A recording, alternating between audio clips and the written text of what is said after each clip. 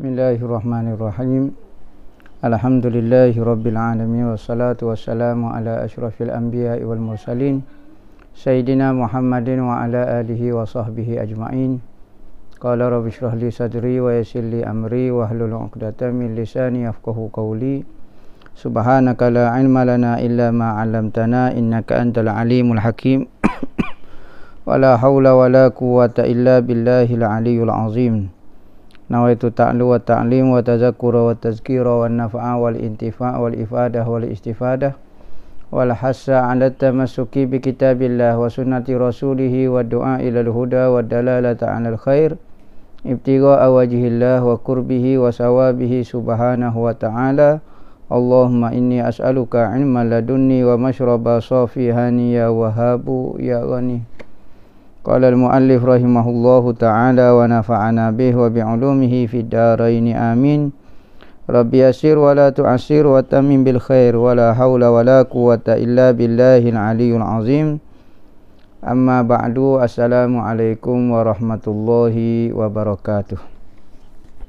Jadi pertama-tama kita mengucap syukur pada Allah Subhanahu wa taala kerana hidayah taufik daripada Allah, iradat kudrat yang ada pada Allah Subhanahu wa taala, mampu lagi kita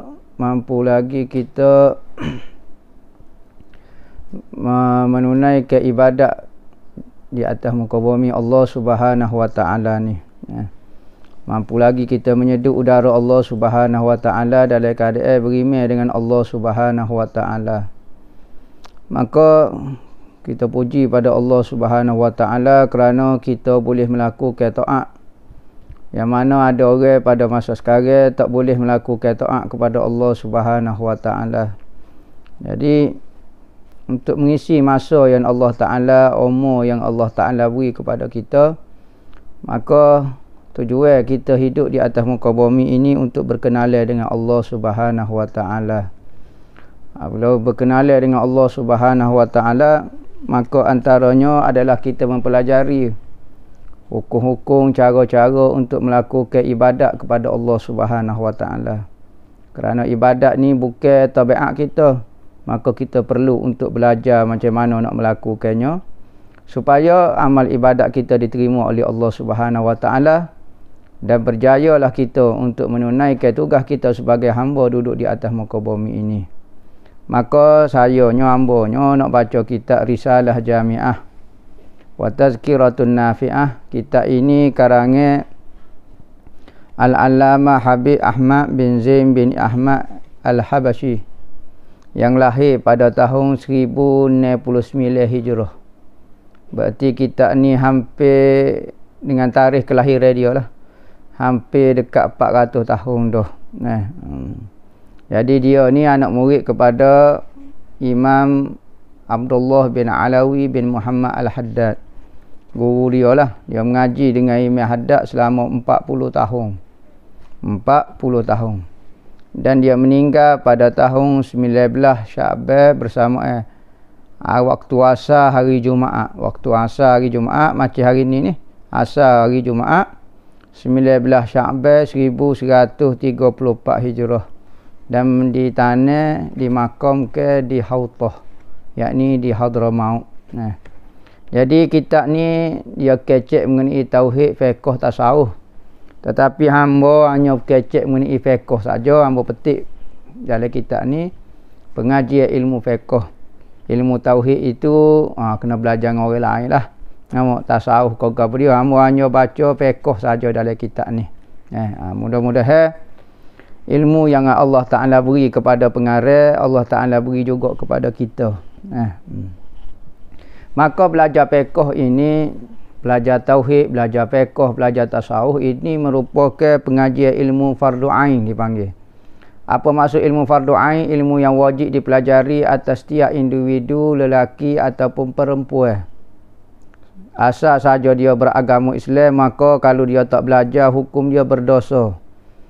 Dia duduk tengah semaya, dia berdosa. Duduk makan nasi, dia berdosa. Dia tidur, dia berdosa. Kerana cuai ia daripada mempelajari benda yang wajib dipelajari di dalam hidup dia. Ada ilmu ni wajib kita pelajari dalam hidup kita. Apakah ilmu itu? Iaitu ilmu yang mana kerana inilah tujuan kita hidup di atas muka bumi, iaitu menunaikan ibadat kepada Allah dan berkenalan dengan Allah Ta'ala. Maka ilmu tauhid, ilmu fiqh, ilmu tasawuf ni wajib dipelajari. Manakala ilmu lain, ilmu tafsir, ilmu hadis, ilmu nahwu tidak wajib dipelajari, kecuali lah ilmu itu membawa kepada kita faham ilmu fardu ain. Sekarang ulama dah mengarang banyak kitab-kitab fiqh, kitab-kitab tauhid dan kitab-kitab tasawuf. Wajib kena pelajari itu. Nah, bukanlah kata ada orang bertanya kata zaman sahabat tak ada mengaji kitab fiqh, kitab tauhid, kitab tasawuf. Semua belajar Al-Quran belaka. Salah kalau kita belajar Al-Quran? Boleh kita belajar Al-Quran. Kita belajar hukum hakam dari Al-Quran. Kita belajar akidah daripada tauhid Quran. Kita belajar tasawuf di dalam Al-Quran.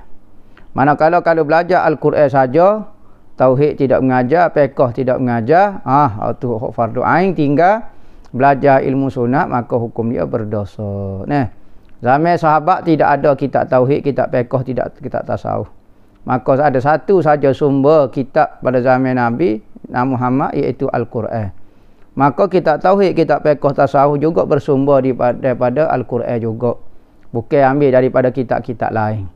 Maka ulama-ulama dah permudahkan bagi kita buat satu juzuk ilmu tauhid, suku, fiqh, tasawuf, supaya mudah kita mendalami mana-mana juzuk ilmu yang masih kita lagi tidak cekak, tidak pandai lagi. Jadi satu hadis katanya Nabi SAW, Sayyidina Umar, hadis riwayat Sayyidina Umar. Hadis yang pertama silap ambo di dalam kitab Arba'in Nawawi. Kitab apa dia? Hadis Ummus Sunnah dipanggil. Hadis Ummus Sunnah dipanggil. Hadis ibu segala sunnah Nabi, iaitu hadis Nabinya seorang Sayyidina Umar kata, satu kali saya duduk tengah belajar dengan Rasulullah. Rasulullah duduk, sahabat keliling. Apabila sahabat keliling lagu tu, maka Sayyidina Umar kata tiba-tiba mari seorang lelaki. Seorang lelaki ni rambut dia berwarna hitam pekat, baju dia berwarna putih bersih. Dia nak kata mari daripada orang dekat, sahabat seorang habuk pun tak kenal lelaki ni. Manakala kalau nak mari daripada jauh, orang tetamu asing, nak kata asing, dia tak ada kesan-kesan musafir. Pakaian dia kemah seolah-olah mari daripada tempat yang dekat. Maka sahabat pun kehairanan, siapakah lelaki ini. Tiba-tiba lelaki ini mari duduk rapat dengan Rasulullah. Dia bertemu ke lutut dia dengan lutut Rasulullah dan bertanya kepada Rasulullah beberapa soalan. Maka 3 soalan yang ditanya mengenai iman, Islam dan ihsan. Yang keempatnya mengenai alamatus saah, tanda kiamat. Maka selepas daripada selesai soalan, maka lelaki itu hilang. Apabila hilang, lepas pada beberapa ketika Rasulullah tanya kepada Sayyidina Umar. Kerana hadis ni diriwayatkan oleh Sayyidina Umar, maka katanya Rasulullah, kamu tahu kada siapakah lelaki yang bertanya mengenai iman, Islam dan ihsan kemarin pada hari itu? Maka katanya Sayyidina Umar, Allah dan Rasul je saja mengetahuinya. Maka katanya Rasulullah, atakum Jibrilu liyu'allimakum dinakum. Jibril datang kepada puak-puak kamu untuk mengajar agama puak-puak kamu. Ajar agama puak kita. Berarti agama ni ada 3 benda. Tauhid, fiqh dan tasawuf. Maka ketiga-tiga juzuk ilmu ini wajib dipelajari. Sama ada orang tu ada masa, tak ada masa, sibuk ke, suka ke, tak minat ke, apa dia wajib kena pelajari. Dan kalau tidak belajar, hukum dia berdosa. Maka sebab itulah hamba pilih fiqh. Fiqh pula, fiqh mengenai rukun iman, rukun Islam saja. Bab semaya, bab puasa, bab zakat secara ringkas. Dan saya berharap kuliah ataupun pengajian kita ini dapat didengar oleh seluruh masyarakat dan melepaskan ilmu fardu ain dia. Mudah-mudahan segala ilmu-ilmu asas yang wajib dia pelajari sebagai seorang Muslim dapat terlepas dengan dia menonton ataupun melihat video ini. Jadi kita masuk kepada fiqh. Masuk kepada perbahasan yang pertama yang wajib diketahui oleh setiap individu lelaki dan perempuan kerana ibadat yang dilakukan seharian itu ibadat sembahyang. Ibadat sembahyang katanya Nabi, as-salatu imaduddin. Sembahyang itu adalah tiang agama. As-salatu imaduddin. Sembahyang itu adalah tiang agama. Nah, maka apabila sembahyang itu tiang agama, maka Nabi kata man aqamaha faqad aqamaddin wa man tarakaha faqad hadamaddin. Siapa dia yang mendirikan sembahyang, maka dia telah mendirikan agama di dalam hidup dia. Siapa dia yang meninggalkan sembahyang, berarti dia telah menghancurkan agama dia. Benda tak ada tiang, macam mana nak dirikan satu rumah tanpa tiang? Nak paku dinding tak boleh, nak buat bumbung pun tak boleh kalau tak ada tiang. Maka kita masuk kepada perbahasan ilmu yang pertama dalam bab fiqh ialah mengenai ambil air sembahyang. Kita kecek mengenai ambil air sembahyang. Ni ibadat yang mesti kita buat tiap-tiap hari. Tidak ada excuse, tidak ada pengecualian, tidak ada gapo. Wajib dilakukan, wajib dibuat oleh setiap individu lelaki dan perempuan. Kecuali bagi perempuan, iaitu pada waktu-waktu tertentu, maka dia dibenarkan oleh syarak untuk tidak sembahyang. Bukan dibenarkan, bahkan disuruh oleh syarak supaya jangan bersembahyang. Haram bagi orang hik bersembahyang. Kerana apa? Kerana perintah meninggalkan sembahyang ni Allah yang menyuruhnya. Jadi setiap ibadat apa yang kita buat itu menurut Allah, bukan menurut diri kita. Apabila Tuhan perintah jangan sembahyang, maka haram bagi perempuan itu sembahyang. Jangan kita kata saya nak warak, saya nak semaya juga, tak boleh. Kerana ibadat ini menurut Allah, bukan menurut perasaan kita. Sebab tu kena belajar. Kerana setiap benda yang tidak kena dengan keinginan Allah, syarat-syarat rukun dia, maka Allah Ta'ala tak terima. Sekalipun kita buat dalam keadaan ikhlas. Contohnya orang itu semaya atau ambil air semaya dia. Dia ikhlas kerana Allah Ta'ala, maka tidak ada pahala pun, bahkan berdosa sembahyang itu. Perbahasan ikhlas dibahas selepas daripada kita buat ibadat yang cukup syarat rukun dan sah dia, barulah bercakap mengenai ikhlas. Tak ada istilah ikhlas sebelum daripada ibadat yang rosak tak boleh buat ibadat. Maka masuk kepada tajuk yang pertama, setiap individu kena belajar dan perhati benda ni, iaitu fasa yang pertama menyatakan fardu wudu ataupun rukun ambil air sembahyang. Rukun ambil air sembahyang. Kita sebut dah kitab ni ada perbahasan tauhid sebenarnya. Tetapi saya tak baca, saya hanya ambil kitab bab fiqh sahaja. Rukun ambil air sembahyang ini ada rukun ambil air sembahyang. Pak basuh, dua kering. Orang tua panggil pak basuh, dua kering. Pak benda perlu dibasuh, manakala dua lagi kering tak perlu dibasuh. Pertama, rukun ambil air sembahyang ni kena ingatlah. Tujuan apa dia? Saya ingat saya ambil air sembahyang betul dah. Takut-takut kita ambil air sembahyang, hak fardu kita tinggal, hak sunat kita buat. Kita tinggal basuh tangan, kita basuh paluk, basuh tekuk, basuh telinga. Benda tu sunat saja kita khomo, tapi tangan tinggal. Banyak sangat terlupa. Maka kena perhati di rukun dia supaya kita tidak tertinggal. Kalau tertinggal rukun, maka hukum dia ambil air sembahyang itu tidak sah. Contohnya kita tertinggal basuh tangan, maka air sembahyang itu tetap tak jadi lagi. Kena basuh ulang semula basuh tangan dan basuh anggota yang selepas pada tu, sapu kepala dan basuh kaki. Rukun ambil air sembahyang ni ada 6. Rukun ambil air sembahyang ni ada 6 semuanya. Pertama, niat kita nak ambil air sembahyang, iaitu pilihlah salah satu daripada niat-niat yang dikira oleh syarak. Iaitu pertama, sahaja aku berwuduk kerana Allah Ta'ala. Sahaja aku berwuduk kerana Allah Ta'ala. Niat ini ketika kita mula melakukan ibadat wuduk. Bila kau bermula ibadat wuduk, iaitu ketika membasuh muka. Itu adalah anggota pertama di dalam anggota wuduk. Maka apabila lagu tu, mula-mula kita basuh muka, okey, niat saja aku mengambil wuduk kerana Allah Ta'ala. Ataupun sahaja aku mengangkat hadas kecil kerana Allah Ta'ala. Ataupun sahaja saya ambil air sembahyang kerana Allah Ta'ala. Itu antara niat-niat wuduk yang masyhur yang boleh diguna pakai. Sahaja saya basuh muka, tak boleh. Maka itulah pilih antara salah satu, sahaja saya berwuduk kerana Allah Ta'ala, sahaja saya ambil air sembahyang. Sahaja maknanya sengaja nah. Sahaja saya sembahyang, sahaja ni maknanya bukan sahaja benda bazir saja dak. Sengaja, sengeling. Maknanya saya buat dalam keadaan sengaja dan tidak dipaksa oleh orang. Sahaja saya berwuduk, sengaja saya berwuduk ini kerana Allah Ta'ala semata-mata. Gitu dah. Niat. Niat ni patut ada orang tanya macam mana masalah basuh tangan, khoma dan wak masuk air dalam hidung. Ni ke ambil wuduk juga, betul. Tetapi rukun yang pertama bagi ambil air sembahyang adalah basuh muka.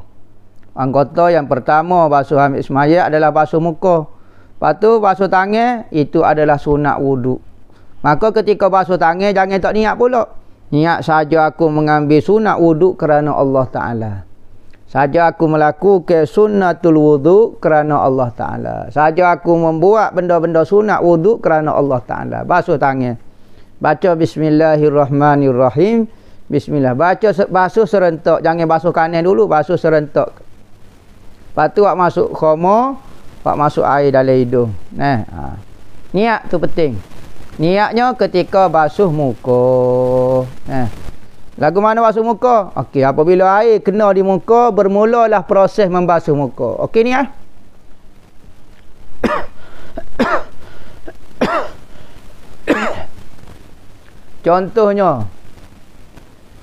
Contohnya basuh muka mula-mula kita niat tu sekat ni tak niat lagi, tak mari niat lagi. Sampai sini baru kita niat, maka sini kita sahlah sebab kita niat dah sini. Maka di atas ni tak ada niat lagi, maka kena basuh sekali lagi. Basuh berserta niat barulah sah. Maka wajib kita basuh niat ni, niat. Yang kedua daripada rukun ambil air sembahyang adalah membasuh muka. Membasuh muka ni adalah daripada mula-mula tempat tumbuh rambut di atas tu, mana biti sya'ri. Lepas tu berakhir pada lahyah. Dua tulai dagu ni. Dua lahyah ni, tulai dagu ni panjang dia daripada sini ke sini. Daripada ujung telinga kepada ujung telinga, ni. Maka hak ni muka. Apa maksud wajah ni? Tempat yang kita berhadap kepada orang. Apabila kita berhadap kepada orang akan nampak kawasan ni. Maka ni dipanggil muka. Maka sini bukan muka dah. Ni bukan muka. Kau panggil muka ni. Ni panggil muka dah ni. Tekuk leher dah ni. Ya sini saja dipanggil muka. Maka kena basuh semua benda di kawasan muka. Sama ada benda itu jenis rambut ke, jenis daging ke, jenis gapo, maka wajib kita kena basuh semua anggota, semua daging ataupun bulu yang tumbuh di kawasan wajib ni, kawasan ni. Sekalipun benda tu tumbuh panjang, misalnya ada ketumbuhan ke gapo dia, maka kena basuh semua dia, panjang ke gapo dia, wajib kena basuh. Sekalipun rambut, misalnya rambut panjang, rambut ni, janggut misalnya. Ikutlah bukan janggut. Ikutlah misalnya kening tumbuh panjang, maka wajib kena basuh. Sekalipun kening tu keluar daripada kawasan muka, wajib kena basuh. Yang ketiga, basuh tangan, dua tangan. Sehinggalah kepada siku, basuh tangan. Sehinggalah kepada siku, basuh tangan. Start daripada atas ni sampai kepada siku. Sampai kepada siku kita. Kanan dan kiri. Apa maksud siku? Siku adalah pertemuan tiga tulai. Tulai lengan ni dua putung dan satu putung tulai bahu ni. Tulai lengan lah. Tiga putung ni dipanggil siku.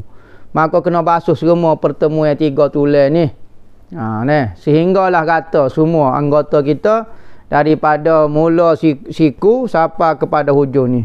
Ikutlah ada gapo-gapo wajib kita rata ke air di kawasan ni kerana dia masuk dalam anggota tangan. Basuh, wajib kena basuh. Apa maksud basuh? Mengalir ke air pada anggota yang wajib. Mengalir ke air, cucu air. Kalau kita tak usah cucu, kita spray pun tak apa. Spray sampai basah dia titik tu je lah tu. Mengalir ke air dah tu. Kita spray air tu kan. Spray bubuh air dalam spray. Okey, tu dipanggil basuh lah tu. Keempatnya, sapu sesuatu daripada kepala. Sapu kepala. Kalau tak sapu kepala, kita ada rambut tebal misalnya, maka kita nak sapu rambut boleh. Syarat rambut tu mesti berada di dalam kawasan kepala. Rambut tu mesti berada dalam kawasan kepala. Ambil, kita ambil sapu, rambut kawasan kepala.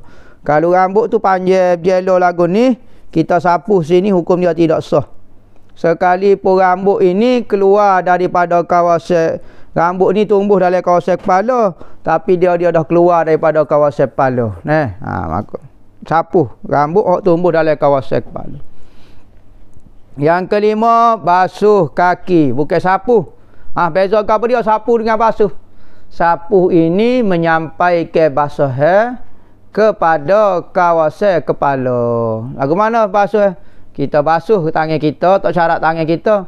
Kita celup pen ke, celup gapo dia, asal saja benda tu basah, maka kita pun letak di kawasan kepala kita. Tak syarat kita cuik gini. Lari, kita buat macam ni, tak syarat. Kita letak saja pun dah jadi dah. Kita letak tu, maka hukum dia sapuh dah, menyampaikan basah. Yang kelimanya, membasuh kaki dan dua buku lali.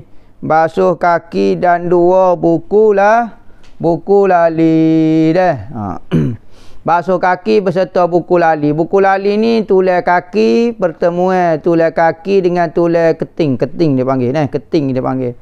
Maka benda timbul di pergelangan kaki tu dipanggil buku lali. Ka'bain. Ka'bain. Maka tulang ni wajib kena basuh juga kerana masuk dalam kategori kaki. Basuh semua benda yang tumbuh. Kalau dia ada kaki tu 10 potong lah dia kena basuh kaki tu. Lagu tu. Wajib. Yang keenamnya, tertib menurut kaifiat ni. Yakni, niat berserta dengan basuh muka, basuh tangan, sapuh kepala dan basuh kaki. Jadi anggota yang wajib dibasuh ketika ambil air sembahyang 4 anggota sahaja. Manakala yang basah, yang kering pula, saat ni 4 benda mesti basah. 2 yang kering kita sebut tadi adalah niat dan tertib. Maka tak perlu basuh, hanya buat sahaja, tak perlu basuh. Niat tak perlu basuh, tertib pun tak perlu basuh. Manakala benda-benda sunat ketika ambil air sembahyang pula banyaklah. Antaranya ambil air sembahyang menghadap kiblat, ambil air sembahyang kita sendiri yang cucu, ambil dalam kolah cucu, ataupun kita cari lebok dalam kolah ke apa dia, kita sendiri yang buat. Baca bismillah ketika ambil air sembahyang. Permulaan ambil air sembahyang, kita ambil kayu siwak, kita siwak sekali, niat bersiwak kerana nak ambil air sembahyang. Nabi kata, laula asyqa ala ummati la amartuhum bisiwak inda kulli wudu. Kalau tidak jadikan menyusah kepada umatku, nescaya aku akan suruh dia bersiwak setiap kali nak ambil air sembahyang. Nabi sangat suka kita bersiwak ketika nak ambil air sembahyang kerana supaya mulut kita bersih dan sembahyang tidak terganggu dengan mulut kita yang cemar. Maka sunat kita bersiwak. Gimana cara dia? Ambil siwak dulu, bismillahirrahmanirrahim, bismillahirrahmanirrahim. Lepas pada tu, okey. Ambil tangan, celup basuh hingga pahit ke, ikutlah. Basuh serentak dah. Bismillahirrahmanirrahim, bismillahirrahmanirrahim. Saja aku ambil sunat wuduk kerana Allah Ta'ala. Lepas pada tu ambil air khoma. Khoma Lepas tu bagi dua. Air dalam tapak tangan ni bagi dua. Koma masuk air dalam hidung lalu. Seduk. Lepas tu waktu ambil air. Buat gitu 3 kali. Ketika basuh tangan. Minta dengan Allah Ta'ala. Allahumma inni as'alukal yumna wal barakah. Wa na'udzubika minasyu'mi wal halakah. Ya Allah, ya Tuhanku, aku minta keberkatan dan tuah denganmu. Janganlah beri aku sia dan celaka. Ketika kita basuh mulut pula, kita doa. Ya Allah, ya Tuhanku, Allahumma inni, tolonglah aku di dalam banyak ke membaca kitabmu dan berzikir kepadamu. Ketika masuk air di dalam hidung pula, kita doa. Ya Allah, ya Tuhanku, berilah aku dapat mencium bau syurgamu. Ketika waktu ambil air dalam hidung pula, kita doa. Ya Allah, janganlah kami terhidu bau neraka-Mu. Bahasa Arab dia adalah Allahumma arihni raihatal jannah. Ada doa kok Arab boleh, doa kok bahasa Melayu pun boleh. Masuk air dari hidung, kau koma ke apa dia, basuh tangan, koma masuk air dari hidung, tu sunat. Lepas tu basuh muka. Basuh muka kawasan wajib ni wajib lah. Manakala sunat kita lebih ke sehingga ke papai-papai tekuk ni. Basuh gitu. Sunat lagu tu lebih. Kerana Nabi kata umatku dibangkit pada hari kiamat dalam keadaan ghurrah muhajjilin.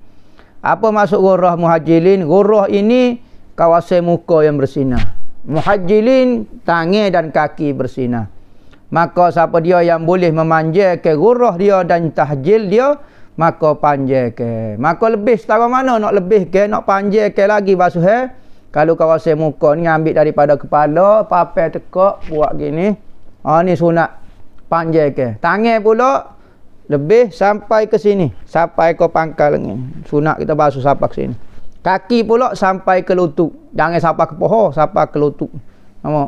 Tu sunat panjangkan ghurrah muhajjilin. Kerana umat Nabi Muhammad akan bersinar cahaya muka dan dua tangan dan kaki dia pada hari kiamat. Lepas pada masuk muka, basuh tangan. Doa pula basuh tangan. Ketika basuh muka, kena niat. Saja aku mengambil air wuduk kerana Allah Ta'ala. Niat. Saja aku basuh muka kerana Allah Ta'ala. Lepas pada tu, baca doa pula. Ya Allah, ya Tuhanku, beri cahaya, bersihkan, putihkan mukaku pada hari bersinar, bercahaya segala muka kekasihmu. Jangan gelapkan mukaku pada hari gelap segala muka ke musuh-musuhmu. Yakni pada hari kiamat.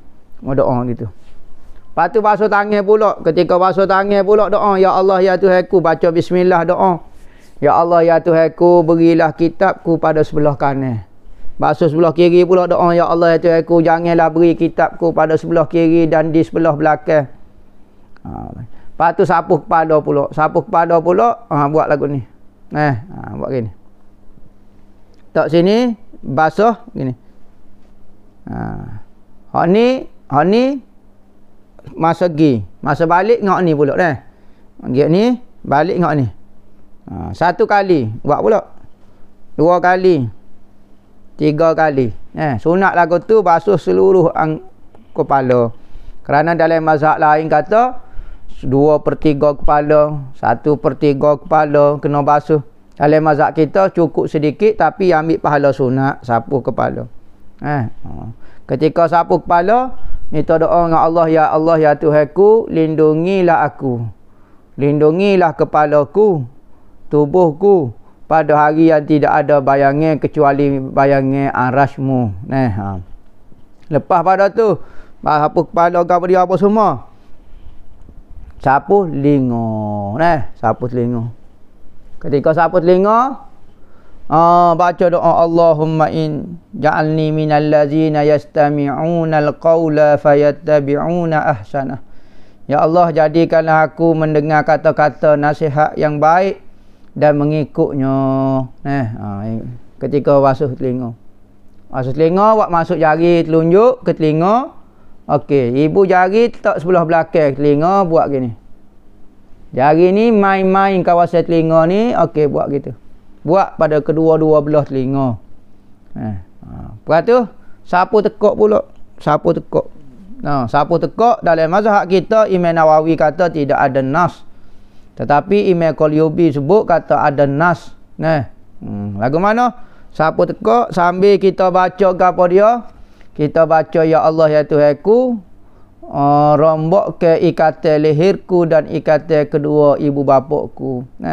Kerana pada hari kiamat manusia ni terbelenggu leher dia dengan tangan di kepala lagu tu. Jadi kita basuh kepala, kita niat lagu tu supaya Allah Ta'ala tidak belenggu ke tekak kita. Lepas tu basuh kaki pula. Basuh kaki guna telunjuk keliking kiri, bermula pada tangan kanan, buat kaki kanan buat sehingga kaki kiri start daripada bawah buat gini. Ada kata riwayat kata buat gini. Kita akak kaki kita buat gini, buat gini. Boleh berlaku riwayat dia Buat cocoh lagu tu, bersihkan lagu tu sambil kita berdoa kaki kanan, ya Allah, sabit ke tetap ke kaki hamba di atas sirakmu. Kiri pula, ya Allah ya Tuhanku, jangan gelecah ke, jangan gelincir ke kaki aku ke dalam neraka. Jangan gelincir ke kaki aku ke dalam neraka. Lagu tu. Habislah, selesailah ambil air sembahyang, ngadap kiblat, akak tangan doa tinggi. Sekalipun doa ambil air sembahyang. Ya doa ni asalnya cukup lagu ni dah. Nabi berdoa lagu ni. Kecuali ketika ada hajat besar sikit, Rasulullah akak tinggi sikit. Ketika hajat besar, Rasulullah akak sehingga jatuh kain-kain sebar dia daripada bahu dia. Kecuali doa ambil air sembahyang dan ketika sembahyang duha, sunat kita berdoa sekalipun kita nampak benda tu tidaklah besar sangat, tetapi sunat kita ketika lepas pada ambil sembahyang berdoa dengan cara akak tangan lurus gini. Jangan berdoa lagu ni. Sunat berdoa lagu ni iaitu doa macam biasalah. Allah ma'ana minat tawabin wa ja'alna minal mutatahhirin. Subhanakallahumma. Macam doa, lepas tu baca doa inna anzalnahu fi lailatul qadr. Itulah saja perbahasan mengenai ambil air sembahyang. Mudah-mudahan ilmu kita diberi manfaat oleh Allah Ta'ala, dapat kita beramal, kita dapat lepas daripada tuntutan permintaan Allah Ta'ala kepada kita. Tuhan suruh kita buat taat kepada dia. Mudah-mudahan apa yang kita buat itu kena tepat dengan apa yang oleh Allah Ta'ala suruh. Kita berdoa supaya Allah Ta'ala terima segala kebajikan kita, Ta'ala terima segala amalan kita. Wabillahi taufiq wal hidayah. Wassalamualaikum warahmatullahi wabarakatuh.